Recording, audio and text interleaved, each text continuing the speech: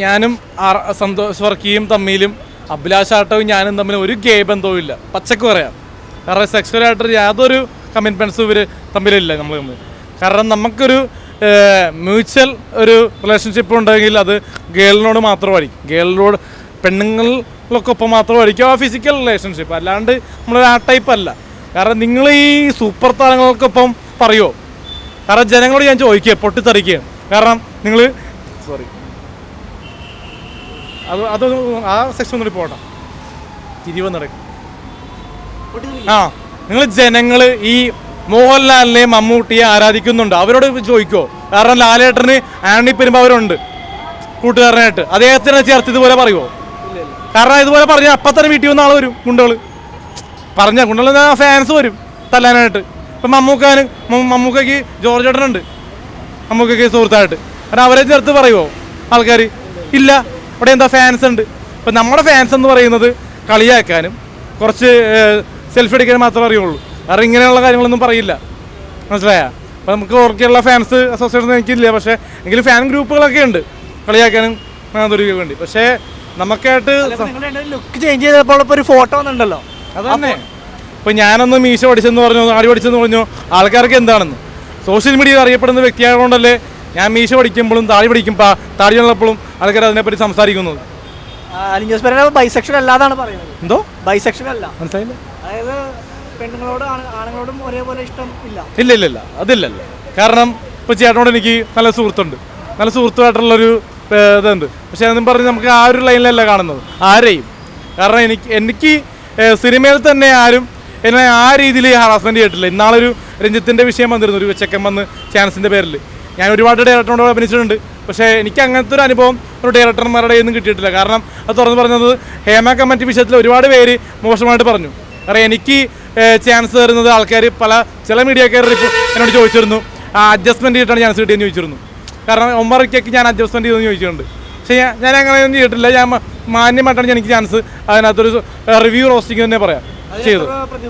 5000 രൂപ കിട്ടി, എനിക്ക് സന്തോഷമായി. അല്ലാണ്ട് രൂപയല്ല. കാരണം സന്തോഷ് വർക്കി എന്ന് പറഞ്ഞ പുള്ളി പടത്തെ പറ്റി നെഗറ്റീവ് പറഞ്ഞാൽ എനിക്ക് ഇഷ്ടപ്പെട്ടില്ല. പുള്ളി ചെയ്ത പടത്തിനെ പറ്റി പുള്ളിന് നെഗറ്റീവ് പറഞ്ഞാൽ എന്താ കാര്യം? കാരണം പടം എന്ന് പറഞ്ഞു കഴിഞ്ഞാൽ ഇപ്പോൾ ഓണത്തിന് ഇറങ്ങിയ പടങ്ങളിൽ ഷാജി കൈലാസിന് എൻ്റെ പടം ഫ്ലോപ്പാണ്. പിന്നെ വേറൊരു പടങ്ങൾ ഇറങ്ങിയോ, 1-2 പടങ്ങൾ, മറ്റേ നമ്മുടെ സുധീഷിൻ്റെ പടം ഇറങ്ങിയില്ലേ, സ്കൂളിലൊക്കെ കഥാപാത്രം ഇറങ്ങി. പ്രതിഭ ട്യൂറ്റോറിയൽസ്, അതൊക്കെ എന്ത് പടം കണ്ടു കഴിഞ്ഞിട്ട് എല്ലാത്തിനും പോസിറ്റീവ് പറയുന്ന പ്രതിഭ ട്യൂറ്റോറിയൽസിലൊക്കെ എന്ത് പടമാണ്? അതല്ല, ഞാൻ പോസിറ്റീവ് പറഞ്ഞിട്ടില്ല അതിനെപ്പറ്റി. കാരണം ഞാൻ OTT കണ്ട്, എന്ത് പൊന്നോ, തിയേറ്ററിൽ പോയി കാണേണ്ട അവസ്ഥ പുറത്ത് നോക്കിയാൽ മതി.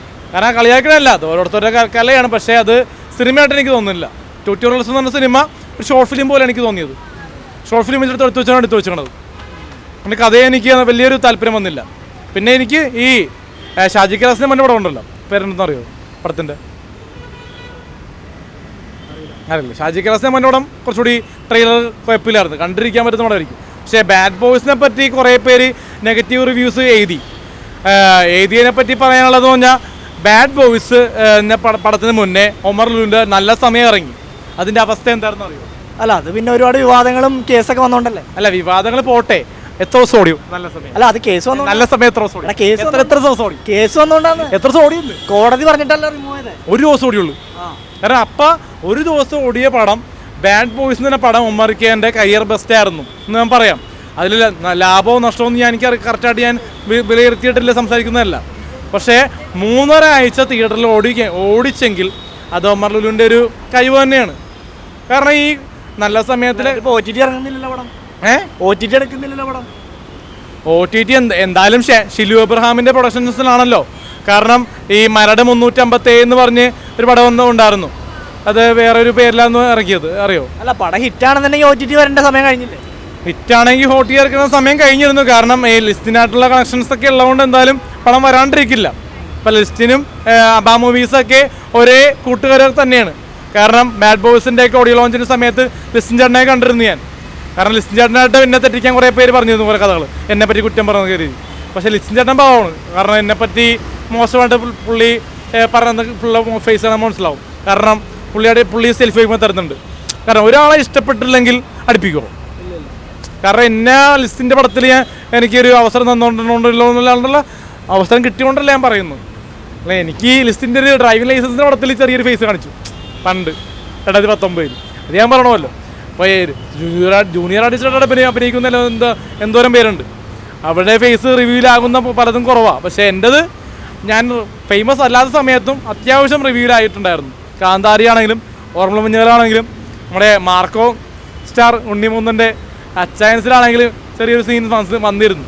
അപ്പോൾ അതൊന്നും ഇപ്പോൾ ശ്രദ്ധിക്കണില്ല. പക്ഷേ ഇപ്പോൾ ട്രെൻഡിങ് ആയിട്ട് ഓടിക്കൊണ്ടിരിക്കുന്ന സാധനം എന്ന് പറഞ്ഞാൽ തല്ലുമലയുടെ സീക്വൻസിൻ്റെ ഒരു ഫോട്ടോ, പിന്നെ RDXലെ ഒരു ഫോട്ടോ, അങ്ങനെ ഒരുപാട് പടങ്ങളിൽ വന്നിരുന്നു. അപ്പോൾ ഇനിയിപ്പോൾ ചേട്ടൻ ചോദിച്ച പോലെ തന്നെ ബാഡ് ബോയ്സ് എന്തായാലും ക്രിസ്മസിനെ OTT പ്രതീക്ഷിക്കുന്നുണ്ട്. കാരണം വേറെ കാര്യം ചോദിക്കല്ല, ഇപ്പോൾ ദിലീപാണ് ചിത്രങ്ങൾ OTT ഇറങ്ങുന്നത് എന്താ പടം പൊട്ടിയുണ്ട്. പടം പൊട്ടിയുണ്ട്.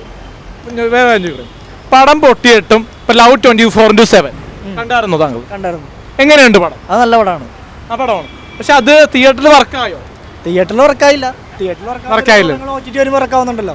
ആണല്ലേ. അപ്പോൾ ലവ് 24/7 എന്ന് പറഞ്ഞ പടം ഒരു മാസം കൊണ്ട് തന്നെ OTT ഇറങ്ങിയിരുന്നു, പണ്ട് CD ഇറങ്ങിയിരുന്നു. അപ്പോൾ ഞാൻ കണ്ടിരുന്നു. അപ്പോൾ ഞാൻ പറയുന്ന ലവ് 24/7 അവതാരവും ഒക്കെ തിയേറ്ററിൽ ഫ്ലോപ്പായിരുന്നു. പക്ഷേ അവതാരം എന്ന് തന്നെ പടം സാറിനോടോ? പക്ഷേ OTT ഹിറ്റായിരുന്നു. പറഞ്ഞ ഇപ്പൊ ആട് വണ്ണാണെങ്കിലും തിയേറ്ററിൽ ആൾക്കാർ സ്വീകരിച്ചില്ല. TV-ലും ഇതിലൊക്കെ വന്നപ്പോഴാണ് എല്ലാവർക്കും ഇഷ്ടപ്പെട്ടത്. പക്ഷെ തിയേറ്ററിൽ വിജയിക്കുന്ന പടം OTT വരാതിരിക്കുന്നത് ഉണ്ടല്ലോ. ഇപ്പൊ ഞാൻ പറഞ്ഞത് ഇപ്പൊ തങ്കമണിയും പാന്തരയും അത്യാവശ്യം ബിഗ് ബഡ്ജറ്റ് പടങ്ങളാണ്. നല്ലൊരു പ്രൊഡ്യൂസറൊക്കെ നല്ല ഹൈ ക്ലാസ് നല്ല ടീമാണ്. അത്യാവശ്യം കോടീശ്വരന്മാരെന്ന് തന്നെ പറയാം മെച്ചറിൽ. അപ്പോൾ നമുക്ക് അത്യാവശ്യം ഹോട്ട്സ്റ്റാറും ആമസോൺ പ്രൈമും നെറ്റ്ഫ്ലിക്സും ഒക്കെ ഉടൻ തന്നെ ചർച്ചയുണ്ടെന്നാണ് എനിക്ക് കിട്ടിയ റൂമേഴ്സ്. കാരണം അതിനെപ്പറ്റി സംസാരിക്കാന്ന് വെച്ച് കഴിഞ്ഞാൽ ദിലീപേട്ടൻ പടങ്ങൾ ഇറങ്ങാത്ത ആൾക്കാർ പറയുന്നുണ്ട്. കാരണം ഈ പവി കെയർടേക്കറെ കോമഡി ആയതുകൊണ്ട് ഇറക്കി. പക്ഷേ ഇത് ബാന്ദ്രയും തങ്കമണിയൊക്കെ കുറച്ചുകൂടിയൊക്കെ റിയലിസ്റ്റിക് ആയിട്ടുള്ള സംഭവ വികാസങ്ങളായതുകൊണ്ട്, പിന്നെ കുറച്ചുകൂടി ആൾക്കാർക്ക് ഹിസ്റ്റോറിക്കൽ ആയിട്ടുള്ള കാര്യങ്ങൾ അറിയാത്തതുകൊണ്ടും പടങ്ങൾ കുറച്ചുകൂടി വൈകാൻ ചാൻസ് ഉണ്ട്. എന്തായാലും ഒരു വിഷുവിനുള്ളിൽ ഈ 2 പടങ്ങൾ ഇറങ്ങുന്ന ചാൻസ്. കാരണം ഡിസംബറിന് ക്രിസ്മസിന് ഒരു സിനിമ ഇറങ്ങും, പിന്നെ ബാക്കി ഒന്നെങ്കിൽ ഫെബ്രുവരി ജനുവരി മാസം അല്ലെങ്കിൽ ഏപ്രിൽ മെയ് ആ മാസത്തിനുള്ളിൽ ഇറങ്ങുമെന്നാണ് റൂമേഴ്സ് പ്രകാരം എനിക്ക് കിട്ടുന്ന ഇൻഫർമേഷൻ. പിന്നെ വേറെ വാർത്ത അറിഞ്ഞോ? എന്ത് വാർത്തയാണ്?